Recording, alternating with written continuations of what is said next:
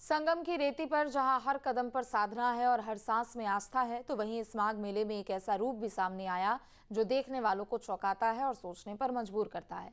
एक गृहस्थ, एक किसान, लेकिन भक्ति में ऐसा रंगा कि खुद को कहने लगा शिव की सखी।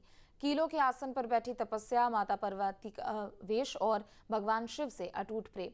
ये सिर्फ एक दृश्य नहीं बल्कि आस्था की वो तस्वीर थी जो कि संगम की रेती से सीधे आत्मा तक जाती है।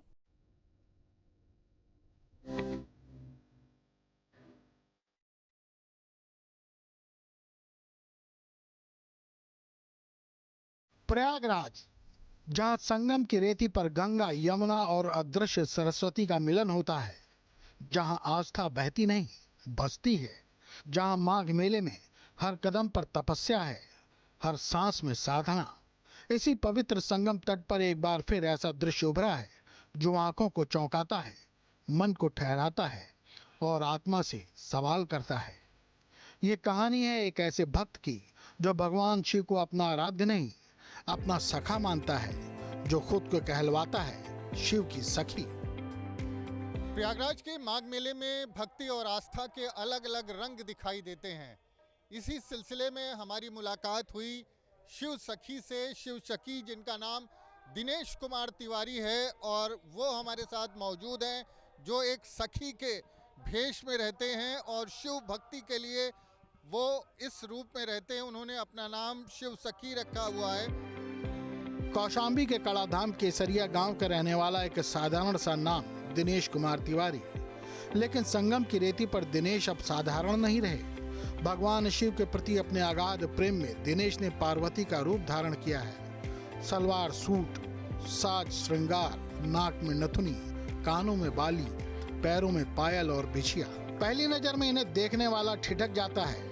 कई लोग समझ बैठते हैं कि ये कोई किन्नर साधु है, लेकिन सच्चाई इससे बिल्कुल अलग है। दिनेश कुमार तिवारी एक सामान्य पुरुष हैं, गृहस्थ हैं। पत्नी का नाम गुड्डी देवी है, 18 साल का बेटा है और एक बेटी भी है। खेती बाड़ी करते हैं, लेकिन जीवन का एक बड़ा हिस्सा पूजा पाठ और साधना में डूबा है। दिनेश की भक्ति सिर्फ शब्दों में नहीं, यह भक्ति है देह से होकर आत्मा तक जाने की।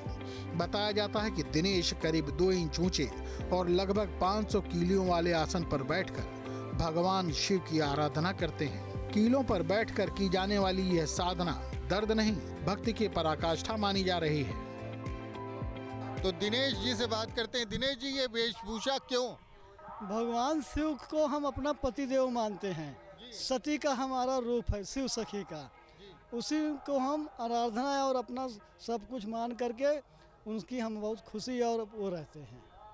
भगवान शिव को अपना पति रूप में उनकी पूजा करती हैं, और इसीलिए सती यानी जो भगवान शिव की पत्नी थी सती की वेशभूषा में ये रहते हैं। और आप देखें इनके हाथ में चूड़ियाँ हैं, नाक में जो है नथनी है और कानों में झुमके भी पहने हुए हैं, और अगर देखें तो पैरों में पायल हैं, बिछिया हैं। तमाम चीज़ें जो आमतौर पर महिला श्रृंगार के लिए यूज़ करती हैं वो दिनेश कुमार तिवारी ने धारण किया हुआ है, और ये सखी के रूप में रहते हैं, शिव की पत्नी के रूप में रहते हैं और इसी रूप में उनकी आराधना करते हैं। ये आपको ये प्रेरणा कहाँ से मिली? ये उन्हीं की महिमा से प्रेरणा हुई है। हाँ, और हमको कोई ना ज्ञान और ना कुछ, हम भगवान शिव के उसमें ही लीन रहते हैं। क्या करते हैं? और इस पे आप कांटों का जो हमारा ये कांटों का आसन है, भगवान शिव से शिव तांडव हम उनको करके संतुष्ट करते हैं। अच्छा, तो कांटों के आसन पर आप शिव तांडव करते हैं, भगवान शिव को प्रसन्न करते हैं। बस पसंद करते हैं। माघ मेले में दिनेश का यह रूप अब हर जुबान पर है। लोग उन्हें नाम से नहीं, पहचान से बुला रहे हैं, शिव की सखी। ये कांटों का आसन है, इस पर ये शिव तांडव करते हैं। अभी हमारे सामने भी कुछ इन्होंने तांडव जैसा किया है। हमारे साथ उनके गुरु भी हैं। गुरु जी, क्या नाम है आपका? स्वामी श्री उड़ीसा ठाकुर बाबा मेरा नाम। ये बताएं ठाकुर बाबा कि ये जो परंपरा है आपके शिष्य जो है इनको कहाँ से मिली है? ये तो मतलब ये इनहेरेंट पावर है। ये भगवान को तुष्टि करते करते, प्रेम करते करते इनको शक्ति मिल गया।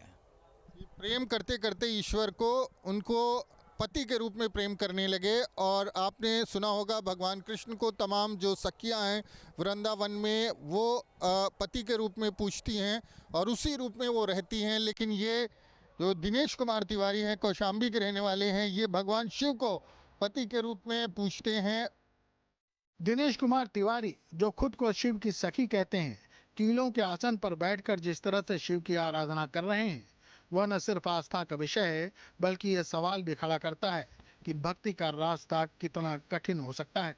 संगम की रेती पर पहले राधा का रंग देखा गया और अब शिव की सखी का यह अनूठा स्वरूप। यह सिर्फ वेशभूषा नहीं, यह पहचान है उस प्रेम की जो ईश्वर से किसी सीमा में बंधा नहीं। यह कहानी बताती है कि भक्ति न पुरुष होती है न स्त्री, भक्ति बस समर्पण होती है। आज के शोर भरे समय में जहां आस्था भी दिखावे की मोहताज हो गई हो, वहां संगम की इस रेती पर दिनेश तिवारी की साधना हमें ठहर कर सोचने पर मजबूर करती है। क्या भक्ति को समझने के लिए रूप जरूरी है या समर्पण? शिव की सखी हमें यही संदेश देकर जाती है कि ईश्वर को पाने का रास्ता दिखने में भले ही अजीब लगे, लेकिन अगर मन सच्चा हो तो वो रास्ता सीधे आत्मा तक जाता है। प्रयागराज से मानवेंद्र सिंह के साथ टीम न्यूज स्टेट। आपके मोबाइल पर तुरंत आएगी ब्रेकिंग न्यूज। स्क्रीन पर सबसे पहले दिखेगी बड़ी खबर। देश दुनिया की हर खबर एक जगह। अब आपके मोबाइल पर तुरंत फटाफट इंस्टॉल कीजिए न्यूज नेशन ऐप और रखिए खुद को अपडेट।